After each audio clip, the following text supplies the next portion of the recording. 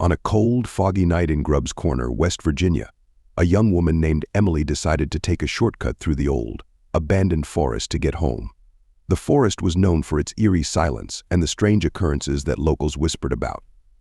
As she walked deeper into the woods, the fog thickened and the air grew colder. Emily's footsteps crunched on the fallen leaves, and she could barely see a few feet ahead. Suddenly, she heard a faint whispering sound, almost like a chant. She stopped and strained to listen, but the whispers seemed to come from all around her. Panic set in, and she quickened her pace, hoping to find the path that led out of the forest. Just as she thought she was making progress, she tripped over something and fell to the ground. When she looked back, she saw an old, rusted chain half buried in the dirt.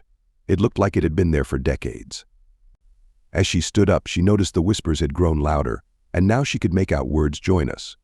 Join us." Terrified, Emily started running, her heart pounding in her chest.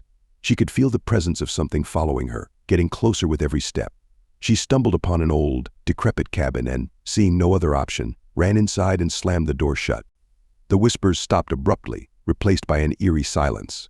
She turned around and saw, etched into the wooden walls, the names of those who had disappeared in the forest over the years. Her own name was freshly carved at the bottom. Emily realized with horror that she was not the first, and she wouldn't be the last. The whispers resumed, louder and more insistent, as the shadows in the cabin began to move.